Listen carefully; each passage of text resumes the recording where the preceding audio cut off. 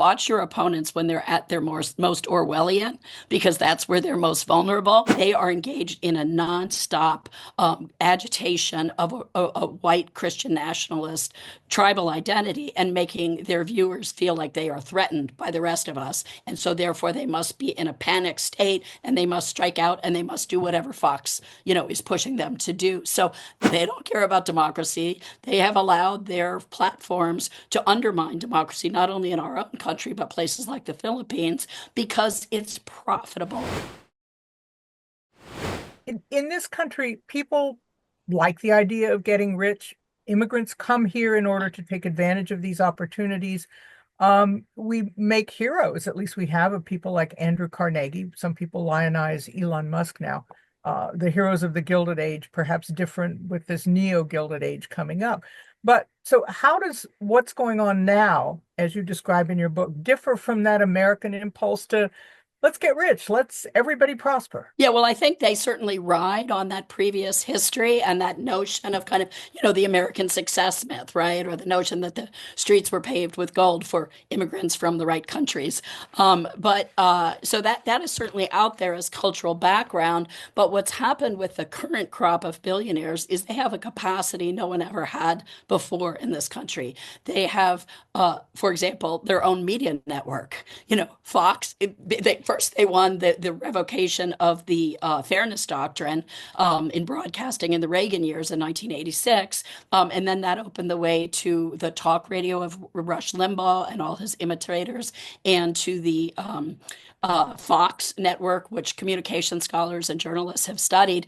Especially those hosts, they're not actually providing good news content. They are engaged in a nonstop agitation of a white Christian nationalist tribal identity and making their viewers feel like they are threatened by the rest of us. And so therefore they must be in a panic state and they must strike out and they must do whatever Fox, is pushing them to do. So Andrew Carnegie never had that. He had to rely on Pinkertons. He had to hit people on the head and break up their strikes and, shoot people on barges who were on strike. Like that was a different atmosphere. And these also, and we saw this in the election with the sheer amount of money that can go in now to disinformation. And we had our other social media oligarchs, coming to pay obeisance to Trump at the inauguration and try to outdo one another in how much money they were going to provide for the inauguration, because they're grifters. They don't care about democracy. They have allowed their platforms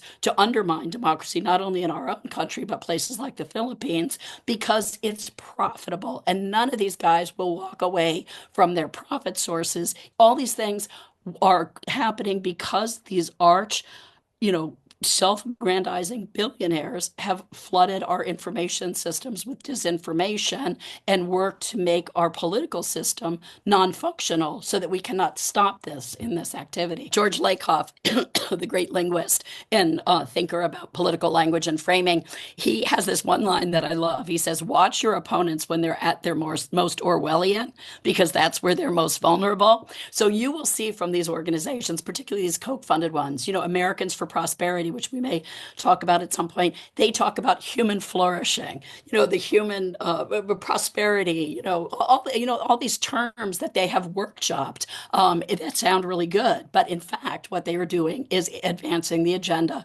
of arch multi-billionaires who do not care about ordinary Americans, and in fact believe that because they are so grotesquely, morbidly rich, they are smarter and better than the rest of us, and therefore they have a right to rule. And no one has performed this arrogance better than Elon Musk since he started hanging around with Donald Trump. I mean, just the idea that here is this man who is the richest man in the world, who was elected by no one, who didn't campaign on anything for office, is now, has an office right near the Oval Office, and he can be running an agenda that has nothing to do with what the rest of Americans voted on. Not only that, he is so arrogant and so assured of his own capacity to rule the earth that he is over meddling in elections in Europe, in Britain, and in most disturbingly in Germany, where he has been making vocal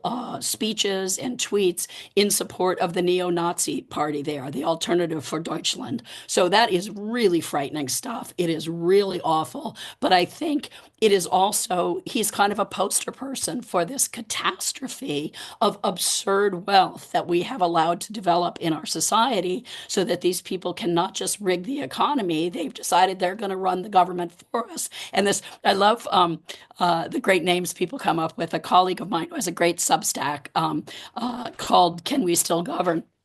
He calls this DOGE thing, Department of Governmental Efficiency, dangerous oligarchs grabbing everything. I think that really does bring home what's happening here. A supposedly populist candidate came into power not by being populist in the way most of us would be imagined, but by picking on vulnerable people, attacking immigrants, attacking African Americans, attacking trans people, and so on. And then he does that kind of puppet show over here while he lets these super billionaires run the policy agenda. And they're doing just that. If people happen to see an article in The Guardian yesterday, Mother Jones followed up on a document came out, an investment prospectus for Americans for Prosperity, showing that they are going to be pushing really hard those first 100 days to renew Trump's tax breaks for billionaires and corporations, and to gut the regulatory state, and to use this DOGE in order to wipe out services and programs that we all count on, as we just saw. I mean, we're talking about Medicare, Meals on Wheels, Head Start, all of these things being It was like peeking behind the curtain in The Wizard of Oz.